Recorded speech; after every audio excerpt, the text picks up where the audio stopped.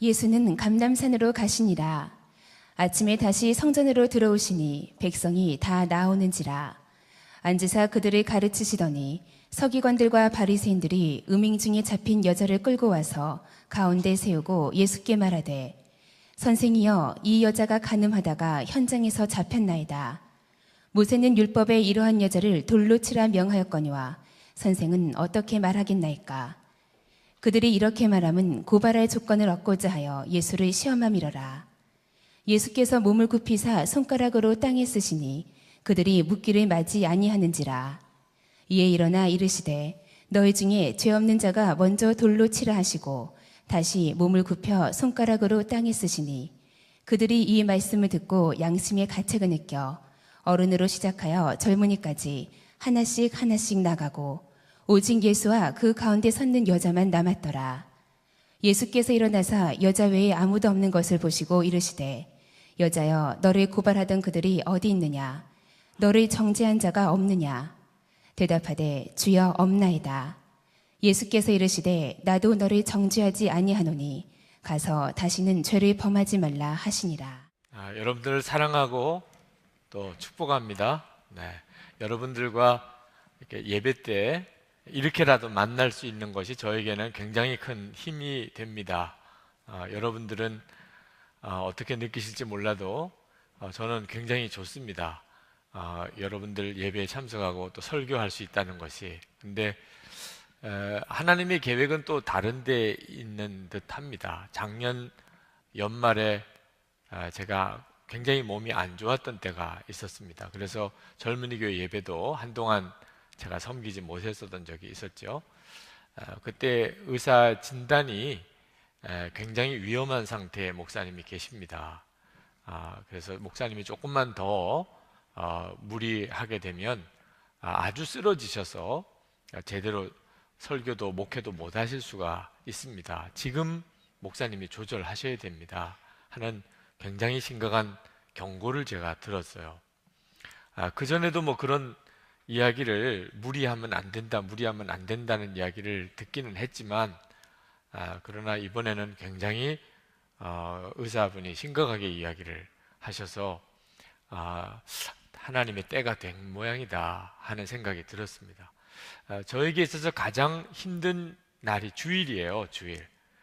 주일 아침에 5시부터 이제 저녁까지 이렇게 1, 2, 3부는 우리 이제 본교회 설교를 하고, 그리고 이제 젊은이 교회 설교를 또 준비해서 하고, 그리고 이제 그 뒤에 회의도 하고, 특히 이제 오늘 같은 경우에는 조금 전에 우리 본교회 모든 그 부서장들 세미나 설교를 하고 지금 불이 나게 내려왔는데요.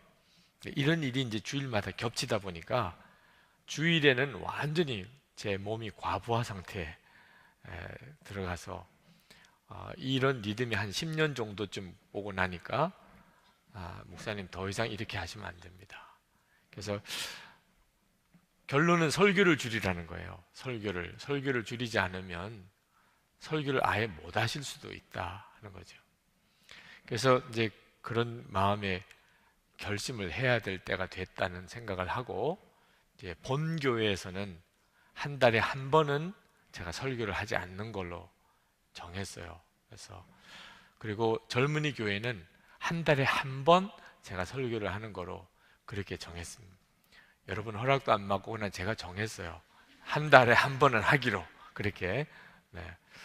여러분이 기대하고 어떻게 받을지는 잘 모르겠지만 하여튼 한 번은 하고 싶었어요. 꼭 한 달에 한 번은 제가 해야 되겠다 이런 마음을 가지고 그렇게 정하고 난 다음에 사실 마음이 쉽지를 않았어요. 설교를 늘 하다가 설교를 안 한다는 일이 어려운 일이었어요. 그래서 이제 2월부터는 1월까지는 제가 이제 매주 이렇게 섬기는 것처럼 섬기지만 2월부터는 이제 한 달에 한 번 제가 설교를 하게 되는데, 여러분들이 그 점에 대한 상황을 좀 이해를 해주시면 좋겠다고 싶고요. 그리고 여러분들이 뭐 목사님 뭐 그냥 계속 해주시고 빨리 돌아가시는 게 목사님도 나으시지 않겠어요. 그렇게 여러분들이 결의가 되면 또 고려를 해보긴 하겠습니다만, 아, 그렇게 원하세요? 네.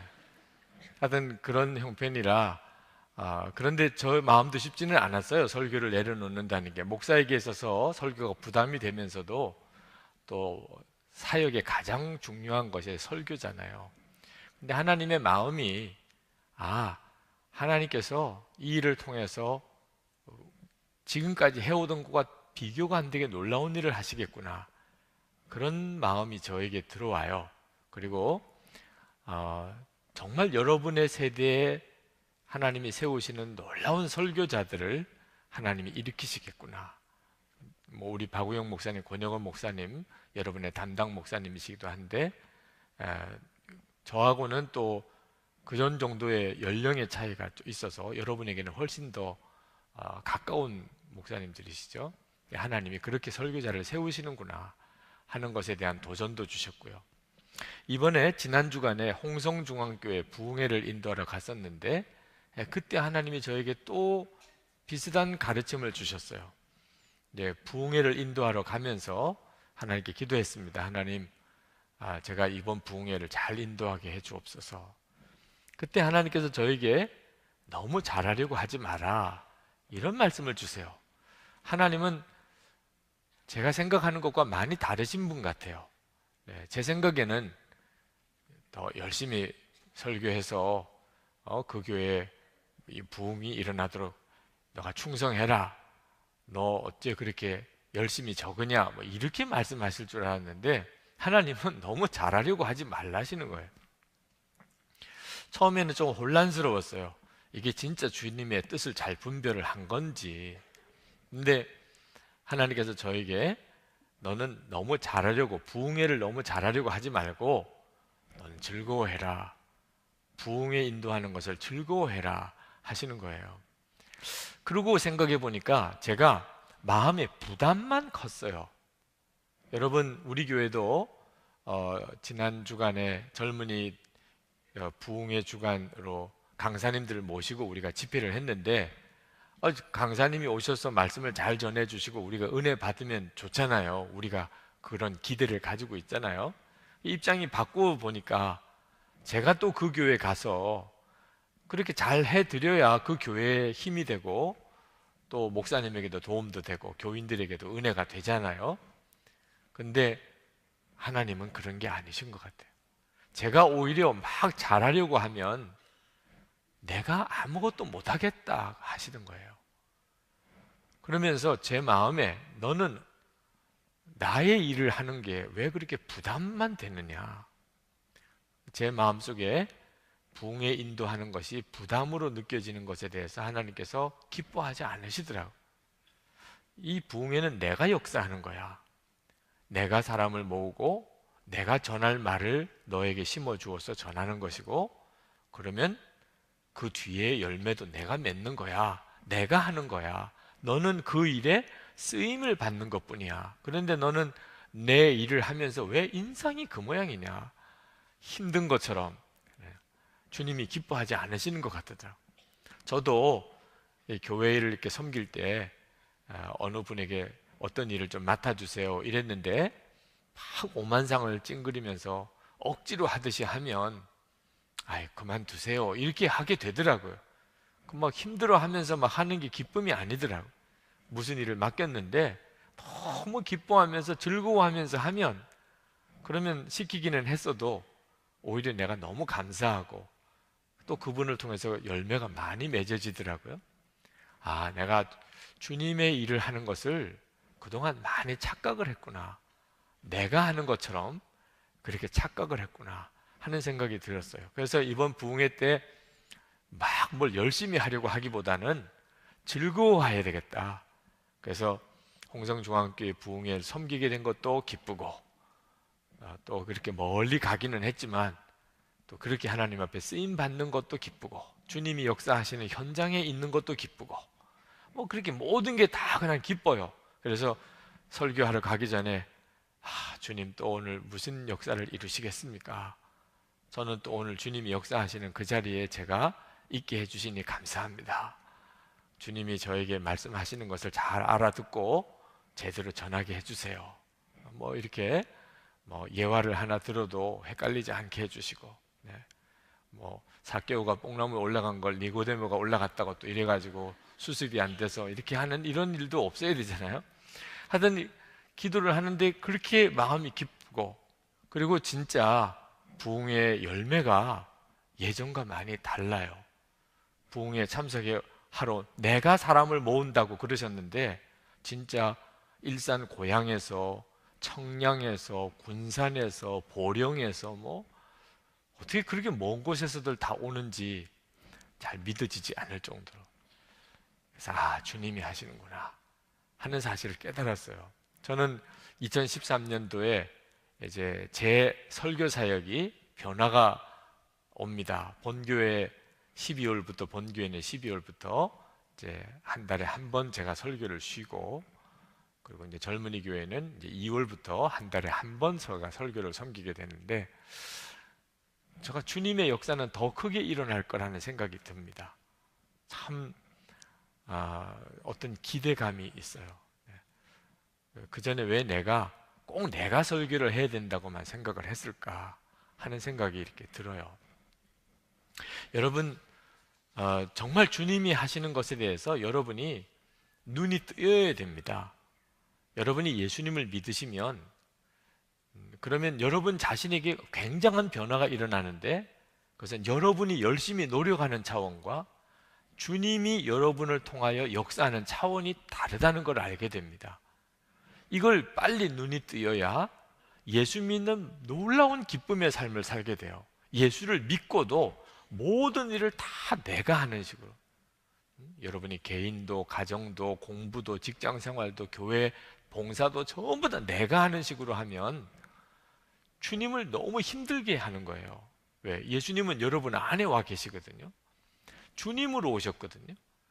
그런데 여러분이 예수님을 주님으로 제대로 섬기지 못하고 여러분이 막 다 하면 여러분도 고생이고 예수님은 답답하시고 역사와 열매는 없고 이런 구조로 빠집니다.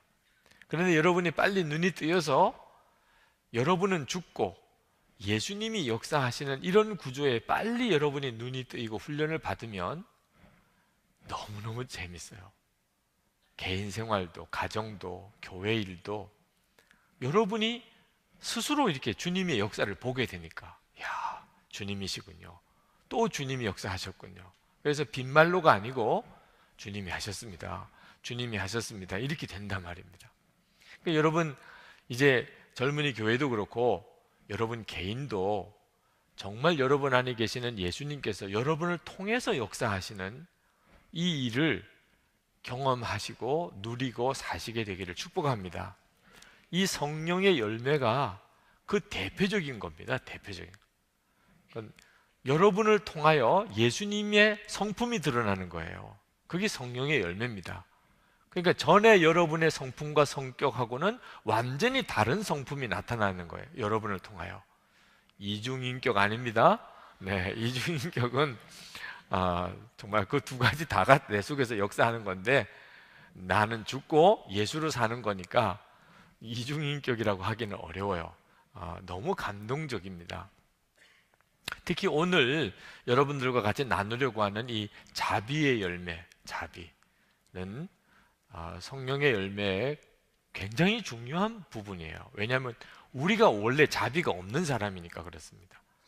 우리가 다른 사람을 배려하고, 특히 나에게 뭘 잘못한 사람에게 내가 그에게 사랑을 주는 일은 우리 본성에는 없습니다.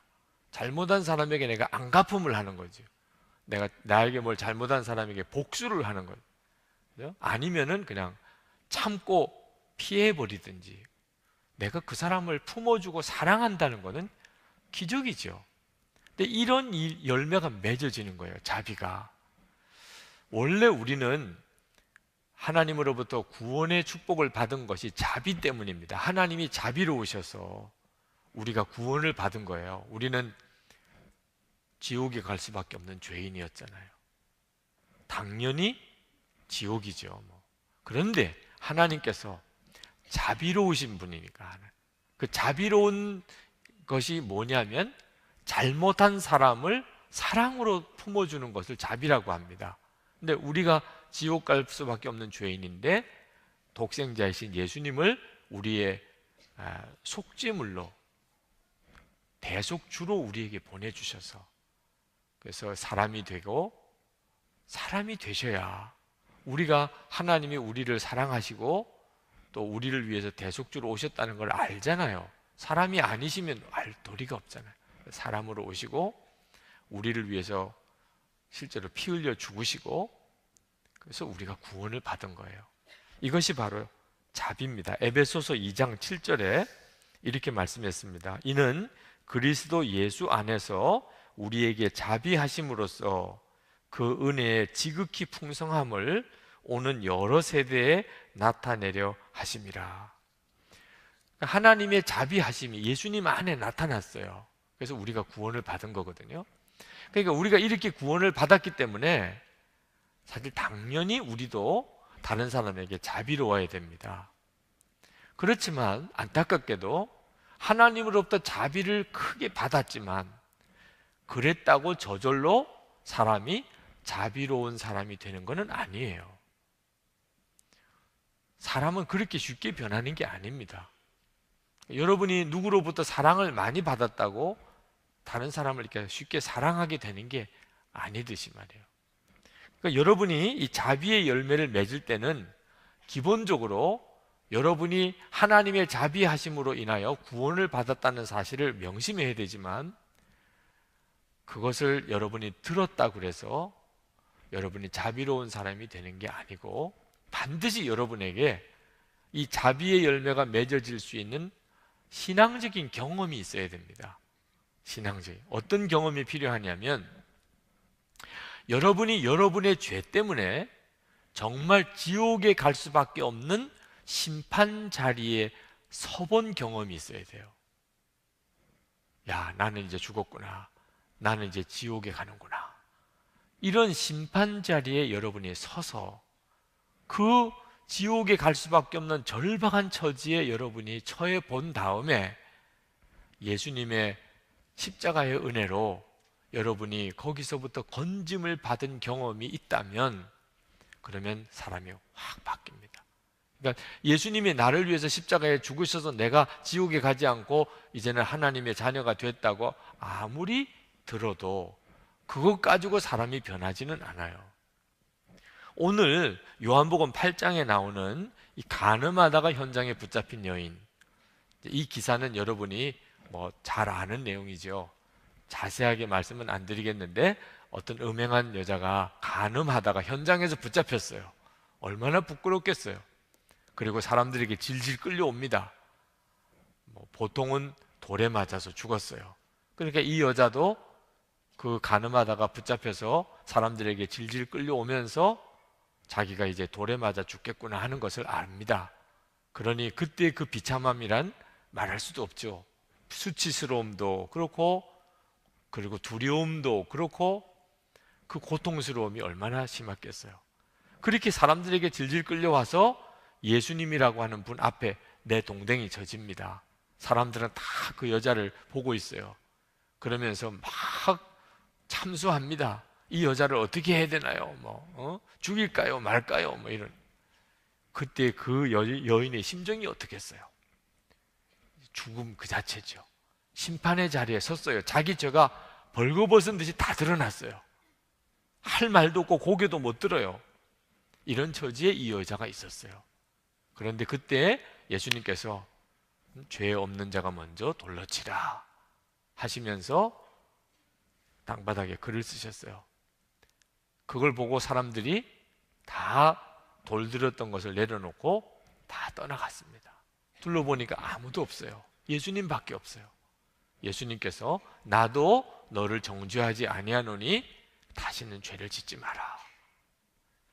자, 그냥 자비를 받았다고만 말하기에는 이 여인의 경험은 너무 리얼해요. 그죠?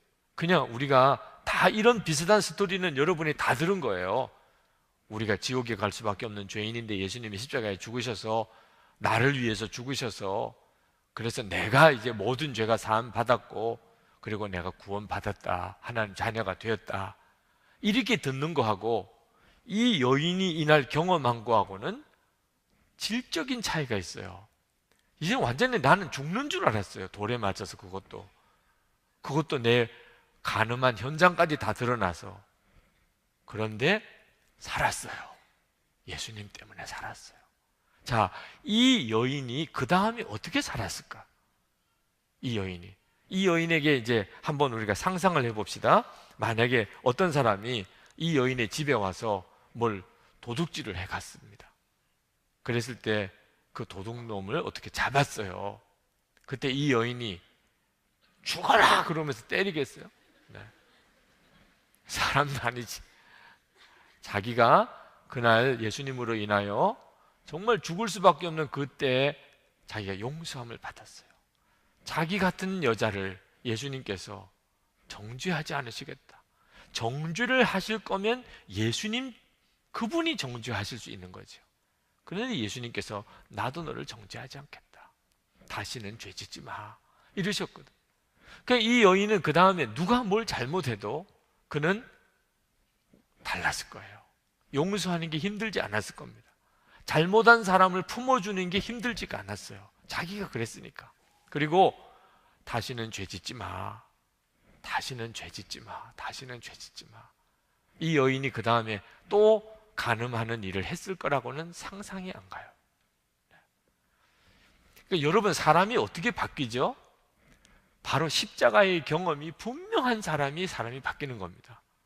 저는 목사의 아들로 예수님의 십자가의 복음을 수도 없이 들었지만 나중에는 그게 오히려 제게 그냥 십자가의 복음의 감동을 다 잃어버리게 만들었어요. 하도 어릴 때부터 예수님의 십자가. 그래서 나 위에 죽으셨네. 나는 하나님 자녀 됐고 나는 구원받았고 아주 목사가 되기 전에 벌써 머릿속에 다 외울 정도예요. 복음은.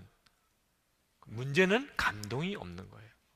그런 복음을 다 알면서도 짜증나고 화내고 누가 잘못하면 세상에 저런 놈이 다 있나 싶고 문제가 심각한 거죠. 하나님은 나를 위해서 독생자를 주시고 예수님은 나 위해서 십자가에 대신 죽으시고 그랬다는 것을 알고도 나는 다른 사람을 진심으로 품어주는 일이 어렵더라니까. 왜 그렇죠? 진짜 십자가를 경험하지 못했기 때문에. 근데 제가 군목 훈련 받다가 다리가 다치고 그리고 그날 밤에 하나님이 저의 죄성을 다 드러나 보여주셨어요. 제가 얼마나 엉터리 같은 목사인가 하는 것을 알게 하시고 그리고 제가 은밀한 가운데 지었던 죄가 다 폭로되는 것 같은 느낌을 받았어요. 나는 너무너무 나쁜 놈이더라. 그러면서도 사람이 괜찮은 사람처럼 이렇게 보이니까 더 가증한 거죠. 내가 더 큰 죄인이구나. 그리고 나는 정말 지옥에 갈 수밖에 없는 그런 죄인인 것을 통렬하게 느꼈어요. 밤새도록 울었다니까. 밤새도록 울고 또 회개하고 울고 또 회개하고. 그리고는 십자가가 완전히 달리 느껴져요. 새벽녘쯤에 주님의 십자가. 그런데 눈물이 확 쏟아지더라. 나를 위해서 죽으셨다. 얼마나 눈물이 쏟아져. 진짜 나에게 십자가가 필요하구나. 그리고 기도 제목이 달라지더라니까. 다리를 하나님께 바치겠다고. 저는 장애인이 되는 게 오히려 기쁘더라고요. 그때 두 다리 멀쩡한 게 오히려 불안하고 차라리 장애인이 되면 하나님께 순종을 더 잘할 수 있겠더라니까. 여러분, 진짜 십자가에 서 보면요 생각도 관심도 다 달라집니다. 십자가를 바라보면서 하나님 앞에 다리를 바치겠다고 기도도 나오고 하나님의 종이 되는 게 얼마나 또 감사한지. 그냥 하나님 앞에 섰을 때 내 종아 수고했다, 이 말씀만 한마디 들려주시면 좀 아무것도 더 원할 게 없더라고. 아무것도. 지금 여러분 중에도 그런 분이 계십니까?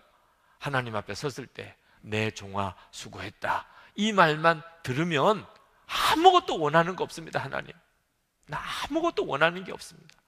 지금 나를 장애인으로 만들어 주셔도 좋고 나를 지금 정말 거지처럼 아무것도 없이 만들어 주셔도 좋고.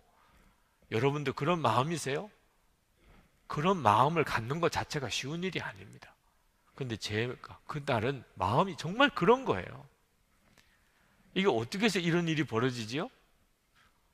그런 걸 십자가를 경험했다고 하는 거예요. 십자가를 경험. 여러분은 여러분이 지옥에 갈 수밖에 없는 죄인이다, 이 경험을 해본 적이 있습니까? 내가 지옥에 갈 수밖에 없는 죄인이구나.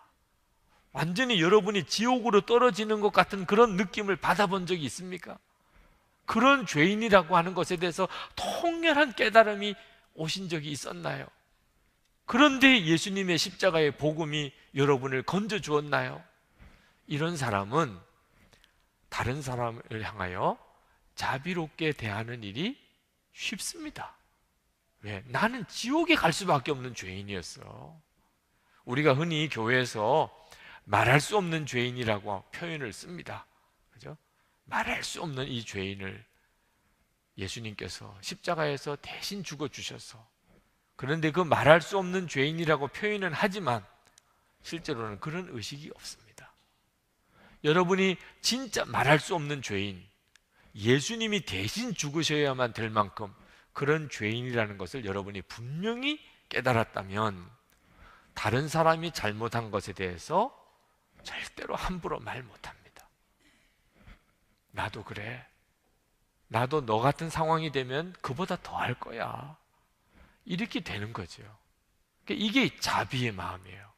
그러니까 여러분이 예수님의 십자가에 완전히 그 중심에 서면, 그러면 여러분 안에 변화가 일어나는 것이 바로 자비로운 사람이 되는 겁니다.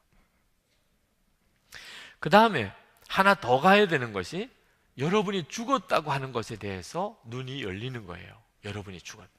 그냥 십자가만 나는 죽을 수밖에 없는 죄인이었는데 예수님이 나를 용서해 주셨다, 그래서 내가 살았고 하나님의 자녀가 되었다 하는 것도 놀랍습니다. 그것을 제대로만 경험하면. 그런데 십자가는 거기서 더 가요. 내가 죽었다는 거예요. 내가 죽었다. 고린도후서 5장 14절 한번 같이 읽겠습니다. 고린도후서 5장 14절. 여러분 중에 어떤 분이 너무 졸리는데 안 졸려고 막 몸부림을 치면 너무 감동이 돼요. 네. 네. 그냥 졸아도 되는데, 정말 저렇게 안 졸려고 막 몸부림을, 그럴 필요가 없는데, 이런 사람이 있어서 같이 읽으려고 합니다. 고린도후서 5장 14절 같이 한번 읽겠습니다. 그리스도의 사랑이 우리를 강권하시도다. 우리가 생각하건대 한 사람이 모든 사람을 대신하여 죽었은즉 모든 사람이 죽은 것이라. 여러분, 이 성경에 상상할 수 없는 십자가의 놀라운 비밀이 증거되어 있어요. 그것은 예수님이 죽은 것만 아니라는 겁니다. 우리가 다 죽은 거라. 예수님이 십자가에 죽으실 때 저와 여러분이 다 죽은 거예요. 하나님이 그렇게 받아주신 거예요. 그래서 우리 죄가 사함을 받은 거예요. 우리는 안 죽었는데 죄만 없어질 수가 없습니다. 왜? 우리 자신 속에 죄가 박혀 있는 거예요. 나는 안 죽었는데 죄만 없어질 수가 없다니까. 내가 죽었으니까 죄가 끝난 거예요. 그래서 우리는 예수님을 믿고 내가 죽었다는 사실을 듣게 됩니다. 문제는 그것을 언제 내가 받아들이느냐는 거예요. 로마서 6장에 우리가 죽었다고 나오고 갈라디아서 2장에는 내가 죽었다고 나옵니다. 여러분은 갈라디아서 2장 20절에 나오는 내가 그리스도와 함께 십자가에 못 박혔나니 이런 고백이 여러분에게서 나오십니까? 그게 열쇠예요. 내가 죽었다 하고 이렇게 고백이 나올 때 우리는 용서 못할 사람이 없습니다. 비로소 자비로운 사람이 되는 거죠. 여러분이 용서 못할 사람들 앞에 내가 죽었습니다 라고 고백하고 나가면 품어지지 않는 사람이 없습니다. 여러분이 죽는 것은요, 예수님이 죽여주는 게 아닙니다. 죽여주세요. 주님도 대책이 없어요. 왜? 주님이 죽여주시면 우리는 지옥입니다. 주님이 우리를 딱 죽이시면 그럼 지옥이에요. 내가 죽었습니다 하고 나의 자아를 죽음으로 넘겨버리면 구원입니다. 우리가 주님의 죽으심을 믿음으로 취하고 내가 나의 죽음을 처리하는 일은 다 우리가 해야 하는 겁니다.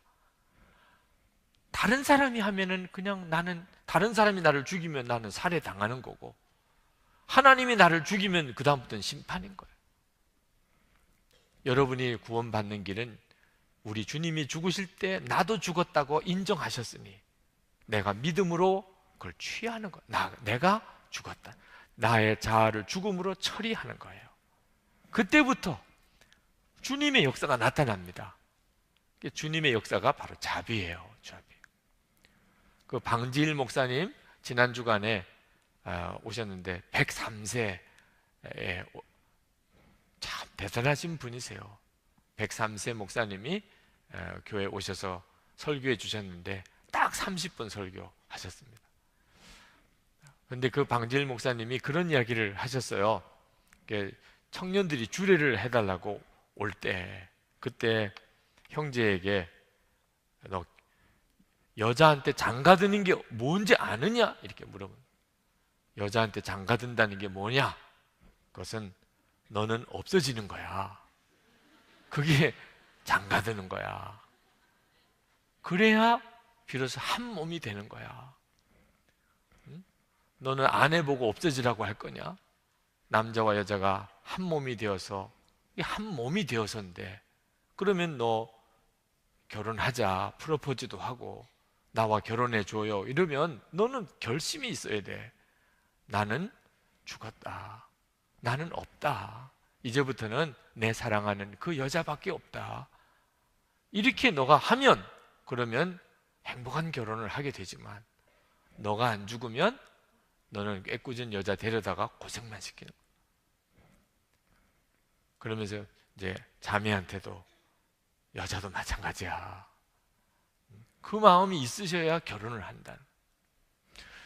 부부 사이의 결혼도 이래요. 여러분이 결혼을 생각하는 사람들, 여러분 자신이 죽었는지 확인해요. 그렇지 않으면 살아있는 둘이서 맨 부딪힙니다. 네. 나는 죽었습니다. 이게 되는 사람이 결혼해요. 그래야 잘 살게 됩니다. 예수님께서 기가 막힌 가정을 이루게 돼요. 결혼만 그런가요? 모든 관계가 그렇습니다. 여러분을 통해서 자비의 열매가 맺어지는 이 역사는 내가 죽었다고 하는 고백이 분명할 때 그때 와요. 옷가게를 하시는 어느 집사님, 손님이 와서 자꾸 옷을 뒤적거리는 게 그렇게 힘들었다 그래요. 나중에는 결국은 말을 하게 된대. 아니 그렇게 만지다가만 놓고 가면 어떡합니까? 옷 다 떼타게 하고. 사실 여러분 옷가게 안 해봐서 그렇지, 자꾸 손님이 와서 이거 뒤쳐보고 요거 만져보고 요거 옷감이 이러네. 그러면 나중에 주인이 보면 다 떼타서 그 옷은 못 파는 거죠. 그냥 정말. 막 속이 부글부글 끓는 거야. 그래서 결국은 말을 이제 안 좋은 소리를 하는 거예요. 눈으로만 보세요. 만지지 말고. 이러다 보니까 손님은 또 기분 나빠서 안 오고. 근데 이분이 예수를 믿으시고 바뀌었어요. 예수님이 가게에 계신데 주님은 전혀 다른 마음을 주시더래요. 어떤 사람이 막 옷을 이렇게 만져보고 저렇게 펼쳐보고 그러더니 안 사고 가더래요. 그래서 쫓아나가면서 마음에 드는 것이 없어서 죄송합니다. 제가 또 좋은 옷을 많이 갖다 놓을 테니까 꼭 다음에 와서 한번 둘러봐 주세요. 제가 마음에 드는 옷 꼭 갖다 놓겠습니다. 이렇게 이야기가 나오더래요. 단골이 많아졌어요. 여러분도 실제로 어느 옷가게 가서 그 집 주인이 그렇게 이야기하면 어떤 느낌이 들어요? 이것도 펼쳐보고 저것도 만져보고 갔는데 인상이 안 좋아요. 그러면 무섭잖아요. 가게 주인 무서워서도 못 들어가 보잖아요. 그죠? 그런데 주인이 나와가지고 정말 죄송하다고, 마음에 드는 게 없어서 너무 미안하다고, 다음에는 꼭 마음에 드는 거 갖다 놓을 테니까 꼭 한번 들러보시라고 하면 다른 사람들한테 소문내서라도 같이 가보죠. 그죠? 내가 예수님 안에서 이렇게 죽으면 주님이 다 나를 잘 되게 만드세요. 가족들 사이에도, 내가 장사를 해도, 직장 생활을 해도, 교회 생활은 말할 것도 없죠. 사람은 변하게 돼 있어요. 반드시. 하나님이 우리에게 자비롭게 우리에게 하시는 이유가 있습니다. 하나님이 우리를 변화시키시려는 방법이에요. 미국의 유명한 가정사역자인 제임스 dobson이 쓴 책에 이런 이야기가 나옵니다. 그 미국 가필드 고등학교에 존이라고 하는 이름을 가진 아이가 둘이 있었어요. 하나는 모범생이고 하나는 말썽꾸러기예요. 1년에 한 번씩 학부모가 선생님을 만나러 오는데 어느 날 이 존이의 부모님이 찾아왔습니다. 그래서 선생님이 그 존이의 어머니를 만나서 존이가 어때요? 학교 생활 어때요? 선생님이 뭐 만면의 미소를 지으면서 저희 반에 존이 같은 아이가 있는 게 얼마나 자랑스러운지 모릅니다. 이 아이로 말미암아 온 반의 아이들이 격려를 얻습니다. 앞으로 하나님께서 정말 크게 쓰실 거예요. 기대가 됩니다. 그런 존이의 부모님을 만나보게 되니 참 반갑습니다. 뭐 이렇게 칭찬을 해주었어요. 그 다음날 말썽꾸러기 존이가 선생님을 찾아왔어요. 저는 선생님이 저를 그렇게 보시는 줄 몰랐습니다. 저는 지금까지 살아온 동안에 누구의 칭찬을 들어본 적이 한 번도 없었습니다. 그런데 선생님께서 저희 어머니에게 그렇게 용기를 주셨다니, 저를 그렇게 인정하신다고 하신다니, 제가 이제부터는 선생님의 기대에 실망시키지 않겠습니다. 선생님이 아차 싶었어요. 말썽꾸러기 존이의 부모님이었던 거예요. 자기는 모범생 존이의 부모님인 줄 알고 참 칭찬을 해주었더니, 근데 참 놀라웠거든요. 이 아이가 변했어요. 그날부터 생전 안 해오던 숙제를 그날 처음 해왔고, 그리고는 3개월 동안 얼마나 열심히 잘해보려고 하는지 학교에서 성적이 가장 많이 향상된 상을 그 학기 말에 받았고, 그리고 그 다음 학기에는 3등까지 올라갔어요. 이 실수로 한 칭찬 때문에 아이가 변했어요. 실수로. 그런데 하나님은 우리를 칭찬하시는 게 실수가 아닙니다. 여러분이 하나님 저 사랑하시나요? 하나님 사랑하신다고 하십니다. 하나님 지금 옆에 있는 얘 보고 하시는 거 아니에요. 하나님이 실수가 없어요. 하나님이 진심입니다. 여러분을 정말 사랑하세요. 믿어지지 않는 이야기예요.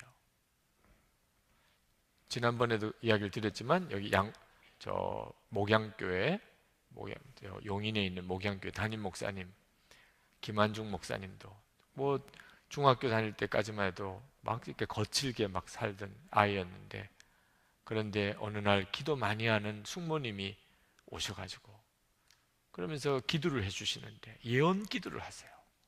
하나님이 사랑하신다. 근데 이 아이가 충격을 받았어요. 왜? 자기가 사랑받을 일을 했는지 아닌지 자기가 알잖아요.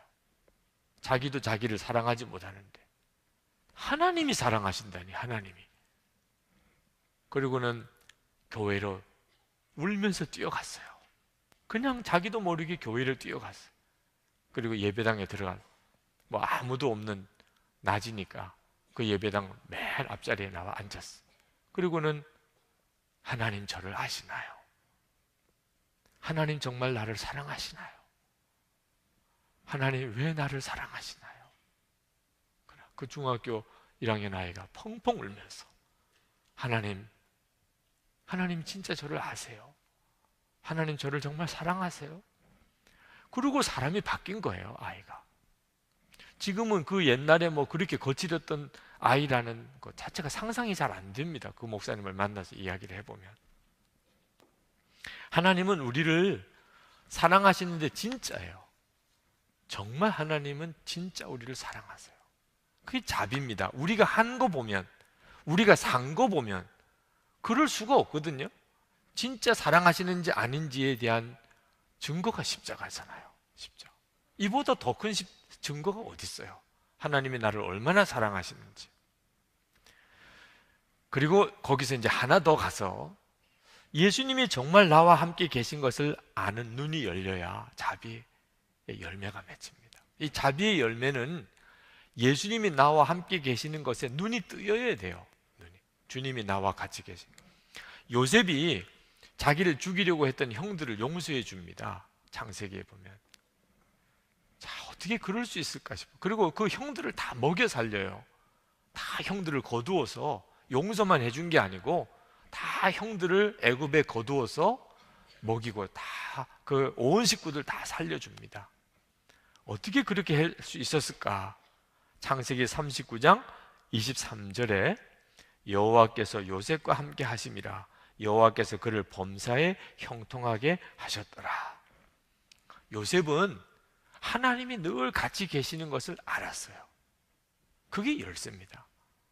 우리도 예수님이 나와 함께 계시는 것을 아는 눈이 뜨이면요, 사람에 대한 태도가 달라집니다. 자비하게 돼요. 어떤 잘못한 사람을 품어줘요. 예수님이 나와 함께 계시는 것에 대해서 지식으로만 알면 안 돼요. 까다로워집니다. 시시비비도 따지고 나한테 잘해줬나 못해줬나 이런 것만 따지고 잘해준 건 잊어버리고 못한 거는 기억하고 이렇게 돼요. 근데 예수님이 나와 같이 계신 것을 알게 되면 그러면 전혀 태도가 달라집니다. 부모님을 향하여, 형제들을 향하여, 교인들을 향하여, 직장에서 다 달라져요. 그러니까 예수님이 함께 계시는 것을 아는 게 열쇠입니다. 다윗도 자기를 죽이려고 했던 사울을 살려주고 그리고 사울의 집안에 자비를 베풉니다. 어떻게 그럴 수 있었을까? 다윗이 하나님을 알았기 때문입니다. 자기와 함께하는 하나님을 알았기 때문에 그렇게 할 수 있었던 거예요. 어느 책자에 나온 이야기입니다. 아내가 먹고 사는 양식, 박종원이라는 사람이 쓴 글입니다. 쨍그랑 부엌에서 들려오는 날카로운 파열음에 놀란 식구들은 일제히 자리에서 일어나 부엌으로 달려갔다. 식구들이 도착했을 때 아내는 마치 넋나간 사람처럼 허공을 쳐다보고 있었고 부엌 바닥 여기저기에는 유리 조각과 김치 조각들이 흩어져 있었다. 저녁 준비를 하던 아내가 또다시 일을 벌인 것이다. 남달리 조심성이 없었던 아내에게는 이 일이 그리 특별한 일이 아니었다. 아내는 때때로 물을 털어놓은 채 외출을 해서 집안을 온통 물바다로 만드는가 하면 빨래를 삶겠다고 불 위에 올려놓은 채 잠이 들어서 빨래를 새까만 숫덩이로 만들기도 했다.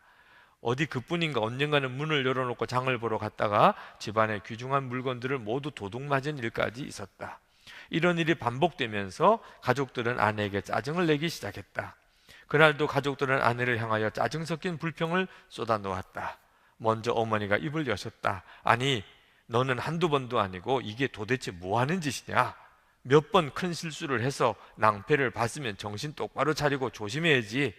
이렇게 매일 일을 벌이면 식구들이 불안해서 어떻게 살라는 거냐 도대체. 이런 모습을 보고 있는 나 역시 마음이 편치 않았다. 부모님을 모시고 살면서 조심성 없이 행동해서 늘 집안을 시끄럽게 만드는 아내가 믿고 야속하기만 했다. 홧김에 나 역시 아내의 상처받은 마음에 고통을 더했다. 당신은 도대체 무슨 정신으로 사는 사람이야? 정신을 어디다 두고 살기에 매일 이렇게 말썽이냐고? 이렇게 말썽을 부릴 거면 차라리 아무 일도 하지 말고 가만히 방구석에나 틀어박혀 있으라고. 다음날 아침 나는 그 어느 때보다 침울해 보이는 아내를 뒤로 한 채 불편한 마음을 안고 직장을 향해 차를 몰았다. 차를 몰고 가면서도 의기소침해 있는 아내의 모습이 머릿속에 떠나질 않았다.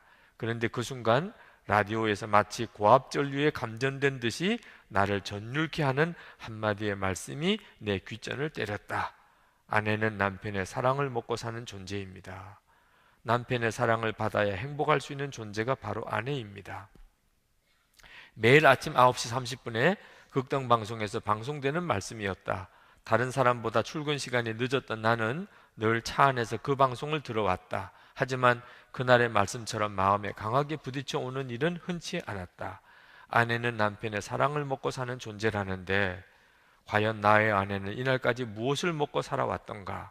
꽃다운 나이에 장남에게 시집와서 시부모님을 모시고 고생하며 살아왔는데 내가 아내에게 주었던 것은 과연 무엇인가? 생각이 여기에 미치자 코끝이 찡해왔다. 그리고 눈물이 주체할 수 없이 흘러내렸다. 그날 밤 나는 난생 처음으로 꽃을 사들고 집에 들어갔다. 그게 웬 꽃이냐고 묻는 식구들의 말에 좀 쑥스러웠지만 그날은 아내를 위해서 얼마든지 그 쑥스러움을 참을 수 있었다. 부모님께 인사를 드리고 곧바로 안방으로 들어온 나는 나를 따라 들어오는 아내를 왈칵 끌어안았다.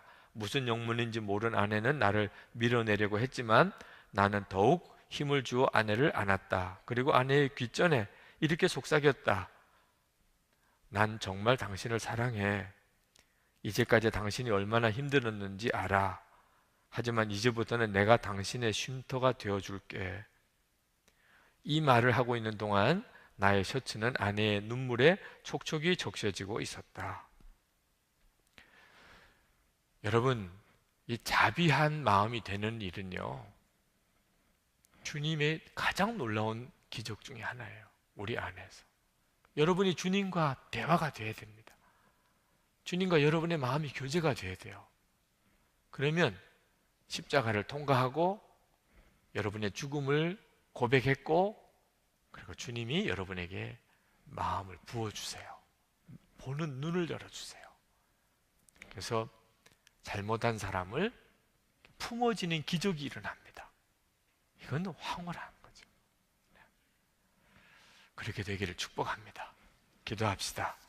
우리 이 시간에 하나님, 제가 정말 자비의 놀라운 삶, 우리 주님의 그 기가 막히고 놀라운 은혜를 나도 다른 사람에게 흘려보내는 그런 놀라운 삶을 살게 되기를 원합니다. 주님의 십자가 통과하고 예수님의 십자가를 제가 나의 십자가로 받아들이고, 그리고 주 예수님을 바라보고 살겠습니다. 우리 통성으로 기도합시다. 은혜와 사랑이 충만하신 아버지 하나님, 놀라우시고 크신 하나님의 은혜를 감사합니다. 오늘도 주님 앞에 나와 예배하는 사랑하는 청년들, 하나님의 손에 부탁합니다. 저들의 마음의 심성이 예수님의 마음이 되게 해주소서. 주님의 십자가로 저들을 붙들어 주소서. 주님의 은혜와 사랑으로 저들을 사로잡아 주소서. 아버지 하나님, 하나님의 놀라운 은혜를 이 시간에 사랑하는 모든 청년들에게 또 성도들에게 부어 주시옵소서. 예수님, 주님으로 인하여 우리가 구원을 받았습니다. 우리의 생명이신 예수님, 주님 바라보며 삽니다. 모든 관계를 재점검해 주시기를 원합니다. 지심이 따지고 인색하고 까다로웠던 나의 성품이 십자가에 못 박히고, 예수님의 그 마음, 우리를 지옥에 갈 수밖에 없는 우리를 위하여 대신 죽으신 주님의 그 마음, 우리 가운데 부어주셔서 주님의 마음으로 모든 사람을 보게 하시고 모든 상황에서 주님의 마음으로 살게 하여 주시기를 원합니다. 아버지 하나님, 우리의 심령에 주님의 은혜가 부어지고 하나님의 기쁨이 우리 가운데 충만하게 하시고, 우리도 하나님의 그 은혜의 통로가 되어 살게 하여 주시옵소서. 하나님의 기적이, 사랑하는 품어주는 기적이 우리 주변에 놀라우게 일어나게 하여 주시옵소서. 주님 믿습니다. 감사합니다. 주님 찬양합니다. 놀라우신 주의 은혜를 찬양합니다. 주님 감사합니다. 아버지 하나님, 주의 사랑하는 청년들과 모든 성도들에게 이 시간에 부어주시기로 약속하신 은혜를 충만하게 부으소서. 저들의 머리에 주님이 친히 안수하시고 주의 영으로 저들의 마음에 깊이 임하여 주소서. 예수님, 우리를 구원하실 때 허락하셨던 그 말할 수 없는 자비로 우리를 사로잡으셔서 우리가 십자가를 통과하고 예수님으로 사는 자가 되고 주 예수님을 바라보면서 자비의 주님의 마음을 우리 가운데 충만하게 주시기 원합니다. 우리 주변에는 상처받은 이들이 너무 많습니다. 심령이 황폐하게 된 이들도 많습니다. 서로 끊임없이 비판하고 비평하고 잘잘못을 따지고 서로를 무서워하고 있습니다. 주여, 우리가 예수님의 사랑으로 절절 끓고 주님의 자비하심으로 열매를 맺어 우리가 우리 주변에 있는 사람들을 다 살려내기를 원합니다. 부모님과 우리의 형제들과 가족들과 친척들과 친구들과 우리의 직장 동료들, 우리 교회에서 만난 모든 지체들, 주님 자비의 열매를 맺게 해주소서. 하나님의 은혜와 사랑이 확산되어 가게 하소서. 우리 주변에 정말 사는 기쁨이 넘치는 역사를 허락해 주소서. 저희도 살고 우리 주위에 있는 모든 이도 살리게 하여 주소서. 감사합니다. 예수님 이끄소서. 오늘도 전심으로 예배하고 마음을 다하여 하나님께 헌금했습니다. 하나님, 우리의 헌금에 우리의 감사와 주님을 향한 사랑이 담겨져 있습니다. 하나님 기뻐하는 뜻대로 귀하게 사용되기를 원합니다. 그리고 주님께서 역사하소서. 감사하며 사는 청년들에게 하나님 기뻐하는 뜻대로 헌금 생활하며 감사 생활하며 또 헌신하는 청년들을 붙잡아 주소서. 청년의 때에 재정적으로 하나님 앞에 바로 서게 하시고, 그리고 그 증거를 삶 속에서 보게 해주시고, 하나님 앞에 더 크게 쓰임을 받는 축복의 종들이 되게 해 주시옵소서. 북한에 있는 동포를 구원하시고 열방에 있는 미전도 종족들에게까지 주의 복음이 전해지게 하시며, 무엇보다도 대한민국 이 나라가 거룩한 성도와 교회들이 일어남으로 변화되게 하시고 하나님의 택한 백성, 쓰임받는 백성 되게 해 주시옵소서. 주 예수 그리스도 이름으로 간절히 기도합나이다. 아멘. 줄이지 않으면 설교를 아예 못 하실 수도 있다 하는 거죠. 그래서 이제 그런 마음에 결심을 해야 될 때가 됐다는 생각을 하고, 이제 본 교회에서는 한 달에 한 번은 제가 설교를 하지 않는 걸로 정했어요. 그래서 그리고 젊은이 교회는 한 달에 한 번 제가 설교를 하는 거로 그렇게 정했습니다. 여러분 허락도 안 받고 그냥 제가 정했어요. 한 달에 한 번은 하기로 그렇게. 네. 여러분이 기대하고 어떻게 받을지는 잘 모르겠지만 하여튼 한 번은 하고 싶었어요. 꼭 한 달에 한 번은 제가 해야 되겠다 이런 마음을 가지고 그렇게 정하고 난 다음에 사실 마음이 쉽지를 않았어요. 설교를 늘 하다가 설교를 안 한다는 일이 어려운 일이었어요. 그래서 이제 2월부터는 1월까지는 제가 이제 매주 이렇게 섬기는 것처럼 섬기지만 2월부터는 이제 한 달에 한 번 제가 설교를 하게 되는데, 여러분들이 그 점에 대한 상황을 좀 이해를 해주시면 좋겠다고 싶고요. 그리고 여러분들이 뭐 목사님 뭐 그냥 계속 해주시고 빨리 돌아가시는 게 목사님도 낫시지 않겠어요. 네. 그렇게 여러분들이 결의가 되면 또 고려를 해보긴 하겠습니다만, 그렇게 원하세요? 네. 하여튼 그런 형편이라, 그런데 저 마음도 쉽지는 않았어요. 설교를 내려놓는다는 게 목사에게 있어서 설교가 부담이 되면서도 또 사역의 가장 중요한 것이 설교잖아요. 근데 하나님의 마음이 하나님께서 이 일을 통해서 지금까지 해오 예수는 감람산으로 가시니라. 아침에 다시 성전으로 들어오시니 백성이 다 나오는지라. 앉으사 그들을 가르치시더니 서기관들과 바리새인들이 음행 중에 잡힌 여자를 끌고 와서 가운데 세우고 예수께 말하되, 선생이여, 이 여자가 간음하다가 현장에서 잡혔나이다. 모세는 율법에 이러한 여자를 돌로 치라 명하였거니와 선생은 어떻게 말하겠나이까? 그들이 이렇게 말함은 고발할 조건을 얻고자 하여 예수를 시험함이러라. 예수께서 몸을 굽히사 손가락으로 땅에 쓰시니 그들이 묻기를 맞이 아니하는지라. 이에 일어나 이르시되, 너희 중에 죄 없는 자가 먼저 돌로 치라 하시고 다시 몸을 굽혀 손가락으로 땅에 쓰시니, 그들이 이 말씀을 듣고 양심의 가책을 느껴 어른으로 시작하여 젊은이까지 하나씩 하나씩 나가고 오직 예수와 그 가운데 섰는 여자만 남았더라. 예수께서 일어나사 여자 외에 아무도 없는 것을 보시고 이르시되, 여자여, 너를 고발하던 그들이 어디 있느냐? 너를 정죄한 자가 없느냐? 대답하되, 주여, 없나이다. 예수께서 이르시되, 나도 너를 정죄하지 아니하노니 가서 다시는 죄를 범하지 말라 하시니라. 여러분들을 사랑하고 또 축복합니다. 네. 여러분들과 이렇게 예배 때 이렇게라도 만날 수 있는 것이 저에게는 굉장히 큰 힘이 됩니다. 여러분들은 어떻게 느끼실지 몰라도 저는 굉장히 좋습니다. 여러분들 예배에 참석하고 또 설교할 수 있다는 것이. 근데 하나님의 계획은 또 다른 데 있는 듯 합니다. 작년 연말에 제가 굉장히 몸이 안 좋았던 때가 있었습니다. 그래서 젊은이 교회 예배도 한동안 제가 섬기지 못했었던 적이 있었죠. 그때 의사 진단이 굉장히 위험한 상태의 목사님이 계십니다. 그래서 목사님이 조금만 더 무리하게 되면 아주 쓰러지셔서 제대로 설교도 목회도 못 하실 수가 있습니다. 지금 목사님이 조절하셔야 됩니다 하는 굉장히 심각한 경고를 제가 들었어요.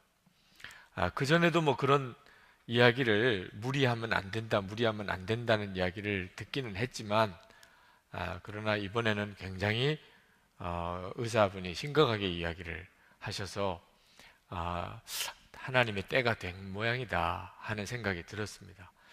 저에게 있어서 가장 힘든 날이 주일이에요.